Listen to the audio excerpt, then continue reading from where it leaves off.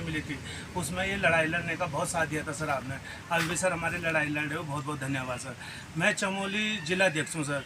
हम अपनी जायज़ मांगों को लेके सर पिछले 95 दिनों से यहाँ पे धरना स्थल पे रथ है सर, और हमारे जो भूख हड़ताल है 63 दिन हो चुके हैं सर आज, और तब भी सरकार हमारी सुध नहीं रही। एक्सपीरियंस स्टाफ यहाँ पे बैठा है। आपने कुछ दिन पहले दून अस्पताल में एक प्रकरण देखा होगा सर, जिसमें एक 14 वर्षीय लड़की को एक इंजेक्शन लगने के कारण उसकी डेथ हो गई सर। अगर उस स्टाफ नर्स को अगर काम का ज़्यादा लोड ना होते हुए अगर ज़्यादा काम नहीं दिया जाता तो आज वो लड़की हमारे सामने जिंदा रहती सर। एक्सपीरियंस होल्डरों को आपको यहाँ पे बैठा के काम नहीं देते हुए सर, तब ऐसी घटनाएं घट रही है। गवर्नमेंट इसके बारे में सोच नहीं रही सर। आज हमारे साथ इतना बड़ा दुर्व्यवहार हमारी सरकार हमारे साथ कर रही है सर।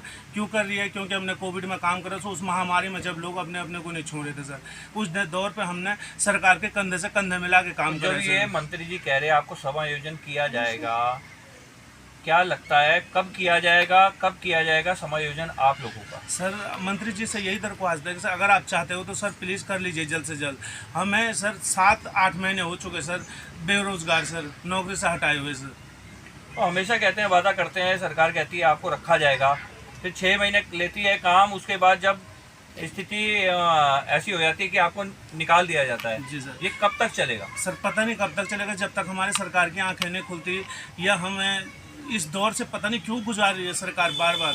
अगर करना है तो एक ही चांस में कर दीजिए। पिछली बार भी आपने देखा होगा कि हमें 6 महीने लगातार धरना देना पड़ा सर। अब तब हमें 6 महीने की नौकरी मिली थी, 6 महीने के बाद हमें 15 मार्च को बाहर कर दिया गया है सर। 15 मार्च से आज तक हम बेरोजगार घूम रहे हैं सर। कैसे करके हम धरना चला रहे हैं ना, हमारे पास एक टाइम का खाने खा रही है सर मेरी टीम यहाँ पे बैठ के। कब तक चलेगा सर ये? तो मंत्री जी का हैप्पी बर्थडे है, आपने बधाई दी मंत्री जी को? हाँ सर, हमने फ़ोन के माध्यम से मंत्री जी को बधाई, और आपके चैनल के माध्यम से हम मंत्री जी को सारे कोविड परिवार की ओर से बहुत बहुत जन्मदिन की बधाइयाँ। और आप यूँ ही हमारे साथ चल के हमारा भविष्य सुधारने में सर थोड़ी आपकी मेहरबानी हो जाए तो हम भी अपने परिवार के लिए रोजी रोटी का साधन बन सकते सर। स्थिति इतनी खराब है उत्तराखंड में, बीमारियां फैलती जा रही है। कोविड था, डेंगू आ गया, चिकनगुनिया है, कई तरह की बीमारियां हैं, पर स्टाफ कम करते जा रहे हैं। ऐसे कैसे चलेगा? क्या सरकार आम लोगों की सेहत से खिलवाड़ नहीं कर रही? सर आप मुझसे ज़्यादा जानते हो सर बेहतर इस बारे में। लगता है कि सरकार सर लोगों के प्रति चिंतित है ही नहीं। होर्डिंगों में तो दिखा दे कि हम ये कर रहे हैं वो कर रहे हैं, पर एक्सपीरियंस होल्डर 218 कर्मचारी सर हमारे दून हॉस्पिटल के हैं। अगर वो दून हॉस्पिटल अगर कर्मचारी अगर काम कर रहे होते तो ये दुर्दशा है उस लड़की के साथ, उसके घर वालों के साथ, उसकी माँ के साथ, ये दुर्दशा अपनी बेटी का खोने का गम वही जानती है कि क्या कंडीशन। नेताओं को तो ठीक लगता है जिस टाइम पर वो निरीक्षण में आते उस टाइम स्टाफ उनको बहुत अच्छा दिखा देता है कि ये स्टाफ बुला के वो स्टाफ बुला के बाहर से जो इंटर्न आते हैं उनको दिखा के सर बहुत अच्छी व्यवस्थाएं दिखा देते हैं। तो अभी आप कितने कर्मचारी हैं? सर हम 900 के करीब कर्मचारी हैं सर।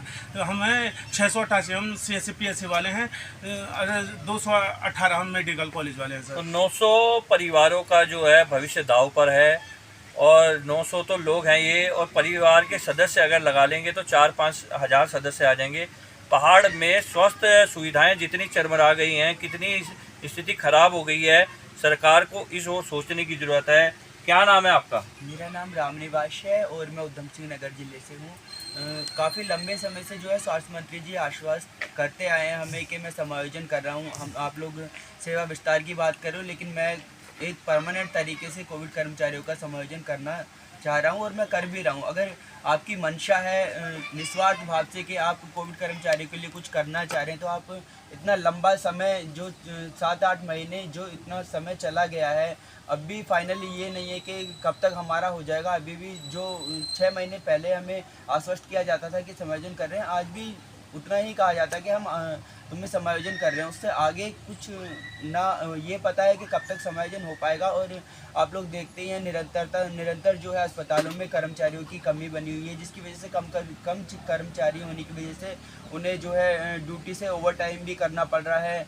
और एक कर्मचारी कितने वार्डों को कितने पेशेंटों को संभाल रहा है। मानसिक रूप से डिप्रेशन में मतलब हो ही जाता है एक आदमी जो इतना सारा काम संभाल रहा है। तो आपके परिवार के लोग नहीं कहते ये छोड़ दो, जब 6 महीने सरकार निकाल देती है तुम्हें? परिवार के लोग तो कहते ही हैं, साथ में गांव वाले भी कहते हैं। पहले खुश होते थे गांव वाले कि जब हम लोग 4-4 महीने में हम लोगों का घर जाना होता था, महामारी के दौरान घर इतना जाना नहीं होता था, 4-4 महीने में घर जाते थे।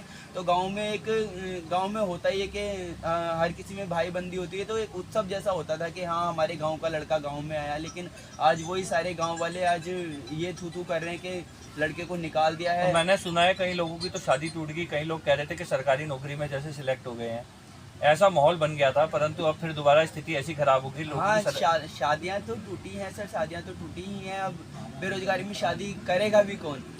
फिर मामला शादी का नहीं है, शादी करने के बाद उसको भी खिलाना ही है, अपने मम्मी पापा को भी पालना है। अभी हम लोग जो है, जो उत्तर प्रदेश के मुख्यमंत्री जी हैं, उनसे भी हमारी मुलाकात हुई है। उन्होंने भी आश्वस्त किया है कि वो माननीय मुख्यमंत्री जी से बात करेंगे इस विषय में।